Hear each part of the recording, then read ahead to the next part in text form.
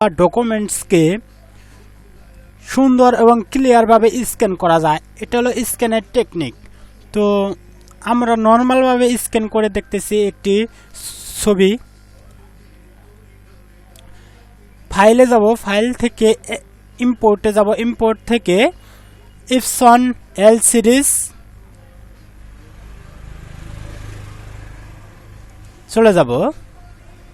তিনটা টেকনিক দেখাবো আপনাদের। এখানে আমি স্ক্যান করতেছি, তো স্ক্যান কিছু সময় ওয়েট করেন বন্ধুরা, দেখতে পাবেন এটা একটু সময় নেবে।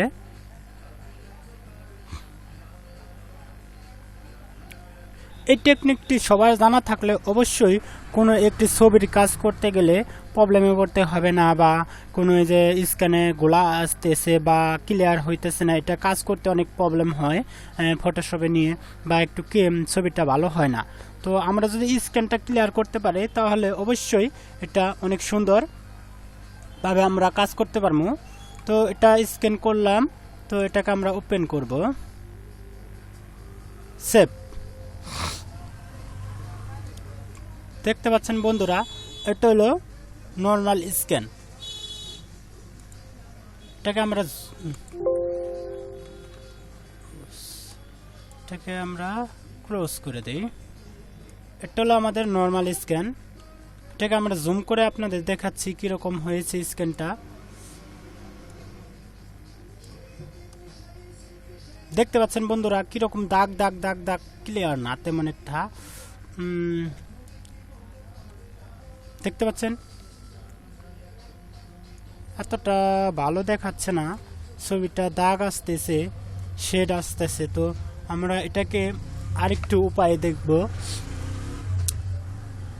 আবার ফাইলে চলে যাব, ইম্পোর্টে চলে যাব, ইম্পোর্টের থেকে ওয়েন এপসন সিরিজ এখানে ক্লিক করব। এখান থেকে আমরা adjust the quality of the scan এখানে ক্লিক করব। তো অনেকে বলে যে এখান থেকে আমরা রেজুলেশন বাড়িয়ে দিলে, যেহেতু 100 দেওয়া থাকে তো আমরা এখানে 300 করে দিলাম। রেজুলেশন বাড়িয়ে দিলে বলে ছবির কোয়ালিটি ভালো হয়। তো সেটাই আপনাদের আজকে দেখাবো। তো কোনটা ভালো হয় আপনারা নিজেরাই দেখতে পাবেন বিষয়টা। তো স্ক্যান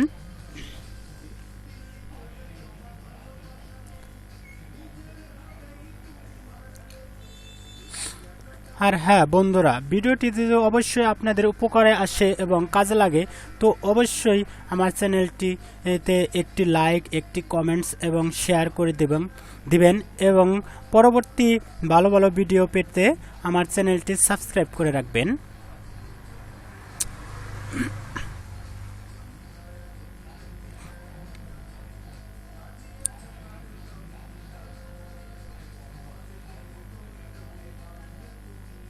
দেখতে পাচ্ছেন বন্ধুরা, ওই অপশনটিতে দিলাম। অনেক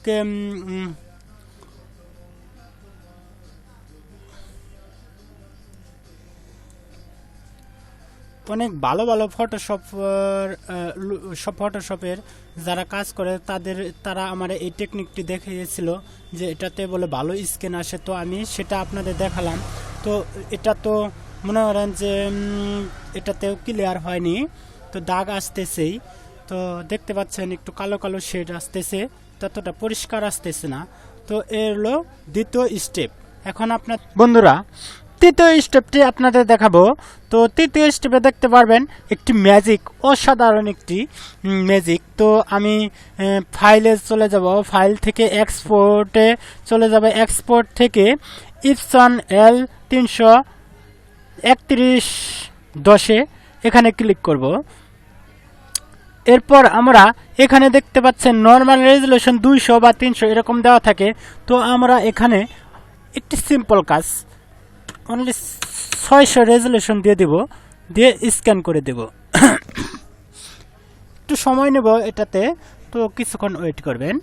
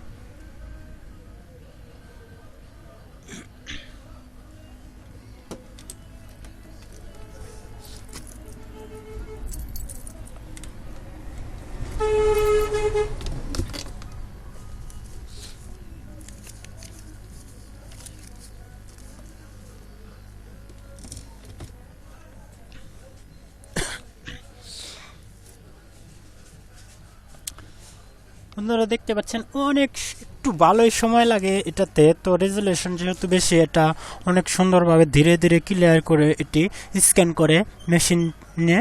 তো আপনারা একটু কিছুক্ষণ সময় নেবেন, তো ছবিটা অনেক সুন্দর ক্লিয়ার আসবে, যে কোনো ডকুমেন্টস হোক না কেন। সেটি আপনারা যদি রেজুলেশন বাড়িয়ে দিয়ে স্ক্যান করেন তো অনেক সুন্দর হবে।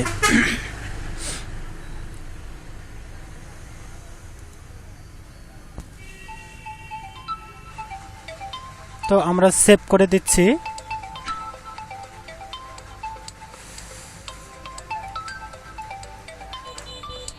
দেখতে পাচ্ছেন বন্ধুরা একটি চমক দেখতে পাবেন আপনারা। তো আমি দেখাচ্ছি জুম করে এটাকে।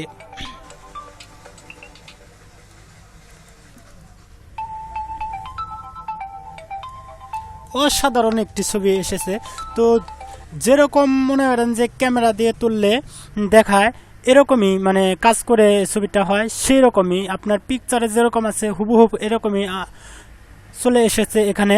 তো দেখতে পাচ্ছেন তো বন্ধুরা, দেখেন প্রথম নর্মাল স্ক্যান, পরে অন্য উপায়ে স্ক্যান, এবং তৃতীয় নম্বর স্ক্যানটিতে দেখেন একবার জগজগা ছবি।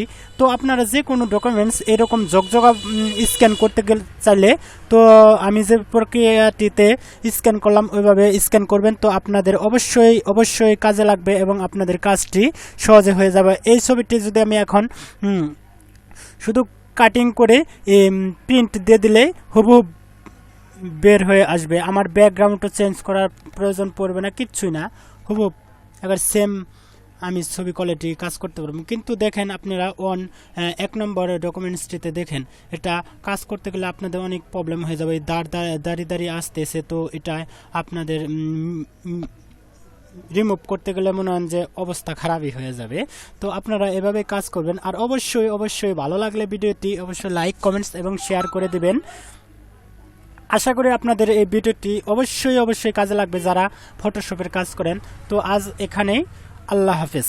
সবাই ভালো থাকবেন, সুস্থ থাকবেন।